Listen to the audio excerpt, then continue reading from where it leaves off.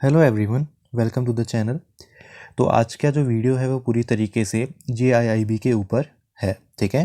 तो JIIB जो कि एक एग्ज़ाम है, जब आप बैंक में सिलेक्शन ले लेते हैं उसके बाद आप प्रमोशन के लिए और इंक्रीमेंट के लिए इस एग्ज़ाम को देते हैं।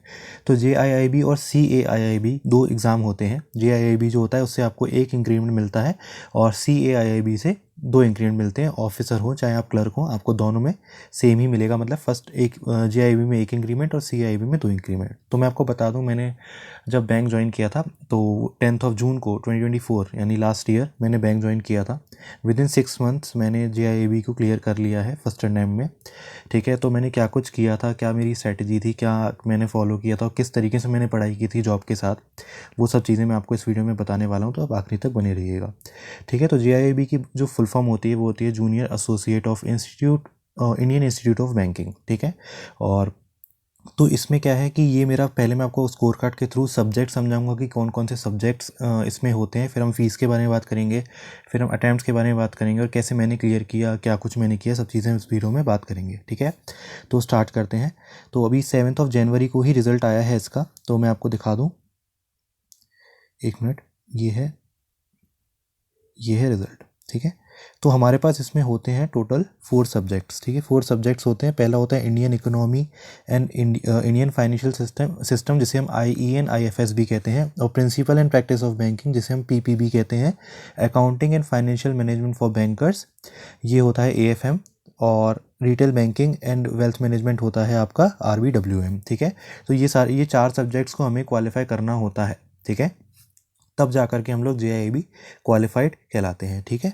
और ये सभी जो एग्ज़ाम होते हैं वो 100 मार्क्स के होते हैं ईच। ठीक है। सभी जो होते हैं 100 मार्क्स के एग्जामिनेशन हैं ये। और ये चारों आपको एक ही साथ देने होते हैं। एक ही साथ मतलब हर अलग अलग दिनों पे होते हैं। जैसे यहाँ पे डेट ऑफ एग्जामिनेशन यहाँ पे लिखी है 20, 26, 27 एंड 9 नवंबर। ये 4 दिनों में ये एग्ज़ाम जो है किया गया था। तो इसमें हमने इसको दिया था। ठीक है। तो अब क्या होता है, इसमें कुछ क्राइटेरियाज़ होते हैं। क्राइटेरिया मतलब आपको जो है मिनिमम 50% मार्क्स इसमें गेन करने ही करने हैं। मतलब 50% मार्क्स आपको इसमें क्वालिफाई करने के लिए चाहिए ही चाहिए। अब आप सोच रहे होंगे कि मैंने यहाँ पे 46 करके भी कैसे पास यहाँ पर लिखा हुआ है, क्यों लिखा हुआ है, जबकि सब में 50 से ऊपर है बट इसमें मेरे 46 मार्क्स ही हैं। तो इसके लिए हमको जो है इसके बाद वाली जो लाइन लिखी है ये वाली, इसको अच्छे से पढ़ना होगा। ठीक है। ये वाली लाइन जो है, तो इसमें क्या लिखा हुआ है कि minimum marks for passing any subject 50। मतलब एक जो है किसी भी सब्जेक्ट को पास करने के लिए हमें मिनिमम 50 मार्क्स चाहिए। और candidate securing at least 45 marks in each subject win an aggregate of 50% in all the subject of the examination in a single attempt. तो सिंगल अटैम्प्ट में जब आप इसे क्लियर करते हो, सिंगल अटैम्प्ट में जब आप इन चारों एग्जाम को क्लियर करते हो, तो मिनिमम 45 मार्क्स आपको हर सब्जेक्ट में चाहिए होते हैं। और कॉन्सोलिडेटेड जो आपका टोटल आएगा, जैसे मेरा टोटल जो है वो 218 है। ठीक है। तो ये आपको 50% से ऊपर चाहिए होता है अगर आप सिंगल अटैम्प्ट में इसे क्लियर करते हैं। अगर आप सपोज़ कीजिए, जैसे क्या होता है इसमें एक क्राइटेरिया होता है, जैसे मान लिया आपने RBWM का एग्ज़ाम दिया और ये आपका क्वालिफाई हो गया, यानी 50 से ऊपर मार्क्स आपके आ गए, बाकी सब में आपके 45 या 50 से नीचे मार्क्स रह गए और कॉन्सोलिडेटेड जो थे वो 200 से ऊपर नहीं निकल पाए, तो आपको क्या होगा, आपको फिर अगले अटैम्प्ट में RBWM एग्ज़ाम जो आपने क्वालिफाई कर लिया है वो आपको देने की ज़रूरत नहीं है। और आपको हर सब्जेक्ट में जो है 50-50 मार्क्स लाने पड़ेंगे, तभी 45 मार्क्स वाला क्राइटेरिया ख़त्म हो जाता है। अगर आप इसे सिंगल अटैम्प्ट में क्लियर करते हैं चारों को एक साथ, तो आप मिनिमम 45 और कॉन्सोलिडेट आपके जो होने चाहिए वो 200 से ऊपर होने चाहिए। ठीक है। तो इसमें क्या है कि अब ये चीज़ क्राइटेरिया इसमें एक होता है। ठीक है। सपोज़ आपने किसी एग्ज़ाम में 45 करे, दूसरे में भी 45 करे और तीसरे में भी आपने 45 मार्क्स किए फर्स्ट अटैम्प्ट में, तो आपको अगले वाले में कितने चाहिए, आपको अगले वाले में करीब करीब 65 प्लस मार्क्स चाहिए होंगे क्वालिफाई करने के लिए। तो एक में अगर आप 65 ले आए, बाकी सब में 45 सिंगल अटैम्प्ट में ले आए, तो आप इसे क्वालिफाई ईजिली कर सकते हैं। बट अगर आपने एक भी एग्ज़ाम क्लियर कर लिया एक अटैम्प्ट में, उसके बाद जितने भी अटैम्प्ट, यानी अब मैं आपको अटैम्प्ट के बारे में बताता हूँ कितने आपके अटैम्प्ट होते हैं। तो एक अटैम्प्ट आपने दिया तो बाकी के 3 एग्ज़ाम जो है अगले अटैम्प्ट में देंगे तो उसमें आपको 50 से ऊपर मार्क्स लाने पड़ेंगे। ठीक है। और आपके पास इसमें क्या होता है, ये मेंबरशिप होती है, JIIB की मेंबरशिप होती है। ठीक है। JIIB की मेंबरशिप आपको लेनी पड़ती है। लगभग इसका जो चार्ज होता है वो होता है 1700 रुपये के आसपास। 1700 के आसपास इसकी मेंबरशिप फ़ीस होती है। और पहले अटैम्प्ट जब आप देते हैं JIIB का, तो वो उसकी फ़ीस करीब करीब 4700 होती है फर्स्ट अटैम्प्ट के लिए। तो लगभग आपको ये पड़ता है 6500 के आसपास। अभी इसमें एग्जैक्ट फिगर नहीं है, तो 6500 के आसपास आपको ये जो है पूरी फ़ीस पहले अटैम्प्ट में पड़ती है।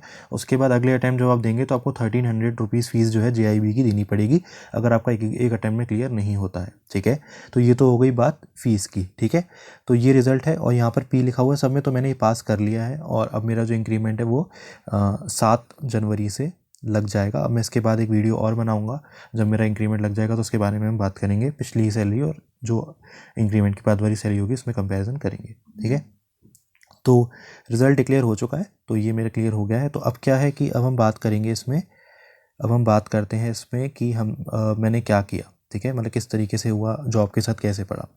तो देखिए मेरी जो जॉब है वो मेरी होम पोस्टिंग है। ठीक है, तो होम पोस्टिंग है तो मैं डेली ट्रैवल करता हूँ अराउंड 60 किलोमीटर्स। ठीक है, 60 किलोमीटर मैं डेली जाता हूँ और 60 किलोमीटर में आता हूँ, यानी टोटल 120 किलोमीटर्स ट्रैवल मैं डेली कर रहा हूँ। ठीक है, तो अब इसमें ट्रैवलिंग में क्या होता है, मैं बस से ट्रैवल करता हूँ, तो बस में ट्रैवल करता हूँ तो मैं बस में JIB के जो भी सब्जेक्ट्स होते हैं, यानी जो 4 सब्जेक्ट हैं ये, इनके वीडियोज़ वगैरह मैं इसमें बस में ही देखता था। ठीक है, तो बस में मैं देख करके, मतलब जो 1-1 घंटे की वीडियोज़ होती थी वो देख लेता था या जो भी होता था, और अड्डा के क्विज़ेस सॉल्व करता था। ठीक है, अड्डा के क्विज़ जो होते हैं ना, 5 क्वेश्चंस के क्विज़ होते थे, तो उन्हें भी मैं पूरी तरीके से सॉल्व करता हूँ। ठीक है, तो उसमें क्या होता है ना, क्विज़ जब आप सॉल्व करते हो तो आपको एक आइडिया लग जाता है कि एग्ज़ाम किस तरीके से होता है। OB के मैंने मॉक्स भी दिए थे। ठीक है, OB के जो मॉक होते हैं वो फ्री वाले मैंने दिए थे, और पेड वाला मैंने कोई ख़रीदा नहीं है इसके लिए भी, मतलब पेड देने की मुझे कोई ज़रूरत पड़ी नहीं है ख़ास। ठीक है, तो ये था, और मेन चीज़ जो थी ना वो थी, मैं आपको बताऊँ, वो थी मैराथन। ठीक है, मैराथन मैंने देखी थी। मैराथन मैंने किसकी देखी, मैराथन मैंने देखी थी JIIB वाला एक चैनल है यूट्यूब पर। ठीक है, JIB वाला की एक यूट्यूब चैनल है, तो आप इस पर जा कर के देख सकते हो। JIB वाला में क्या था, उसमें उन्होंने हर सब्जेक्ट की एक 12-12, 10-10 घंटे की मैराथन्स दी हुई थी, जिसमें MCQ क्वेश्चंस थे। ठीक है, MCQ क्वेश्चंस थे, तो उन सारे MCQ क्वेश्चंस को मैंने 2 बार वीडियो देखा है। मैंने जो मैराथन थी वो मैंने हर मैराथन को 2 बार देखा है, 10-10, 12-12 घंटे की थी। और एक चीज़ जो मैंने करी थी वो ये थी कि मैंने एग्ज़ाम से एक दिन पहले लीव ले ली थी।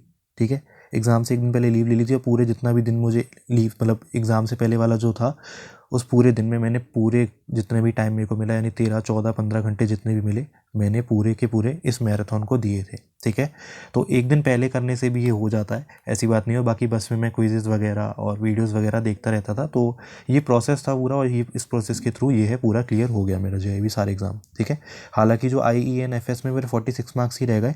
ऐसा क्यों हुआ, क्योंकि ये सबसे टफ एग्ज़ाम होता है। ठीक है, IEN जो FS होता है, Indian economy and Indian financial system जो होता है, सबसे टफेस्ट एग्ज़ाम JIB का यही है, और इसमें आपको थोड़ी मेहनत करनी पड़ेगी। बाकी के भी टफ हैं।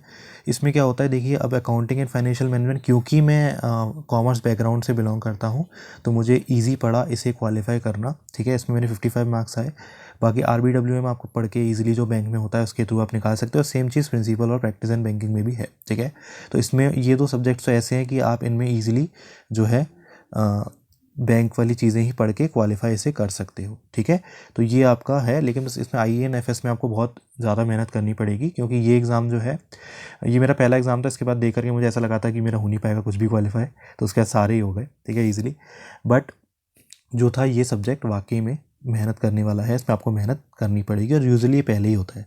ठीक है, तो ये आपका ये सब चीज़ें थी। आप चाहो तो आप OB के मॉक्स भी ले सकते हो, उसके मॉक अच्छे हैं। ठीक है, OB के मॉक्स ले सकते हो, अड्डा के क्विज़ेस जो हैं वो सॉल्व कर सकते हो। मैराथन मैंने आपको बता दी, JIB वाला की मैराथन मैंने की थी। 2-3 और भी चैनल है, एड्यूटैप है जिसके वीडियोज़ मैंने किए थे, एड्यूटैप है। ठीक है, और JIB वाला चैनल है। ठीक है, और भी बहुत सारे यूट्यूब पर हैं, अड्डा भी पढ़ाते हैं, अड्डा वाले भी पढ़ाते हैं। अड्डा के जो यूट्यूब चैनल्स पे आपको मिल जाएगी इसकी वीडियोस JIB की। तो ये सब चीज़ें हैं। लगभग आपको पहला टाइम जो है 6500 के आसपास पड़ेगा। अगर आप उनका IIB का कोर्स भी होता है, वो भी इसमें इंक्लूडेड होता है, तो इंक्लूड करोगे तो वो फ़ीस और बढ़ जाएगी, करीब 7000 तक पहुंच जाएगी।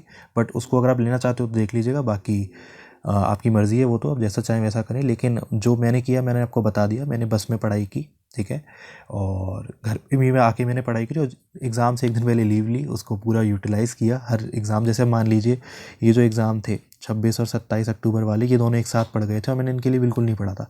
बट AFM था, अकाउंटिंग एंड फाइनेंशियल मैनेजमेंट था, तो इससे मेरे को एज मिली कॉमर्स बैकग्राउंड से होने की। ठीक है, मैं कॉमर्स से हूँ तो मुझे AFM को क्लियर करना ज़्यादा टफ नहीं लगा, बट जो लोग कॉमर्स बैकग्राउंड से बिलोंग नहीं करते उनके लिए थोड़ी सी दिक्कत यहाँ पर हो सकती है, तो आपको थोड़ी मेहनत इसमें करने की ज़रूरत पड़ेगी। बाकी ये 4 सब्जेक्ट्स हैं, आप इन्हें देख सकते हैं अच्छे से, ठीक है। ये मेरा रिज़ल्ट था, थोड़ा ऐसे ही हो चुका, ये मैंने जो हटाया है वो सिग्नेचर और मेंबरशिप वगैरह एड्रेस वगैरह था, ठीक है। तो अब देखते हैं आगे क्या होता है। बाकी इस वीडियो में आज के लिए यही रखते हैं, और अगर आपको कोई भी डाउट है JIB से रिलेटेड तो आप कमेंट सेक्शन में मुझसे पूछ सकते हैं, ठीक है। एक बार और मैं रिपीट कर देता हूँ, ठीक है।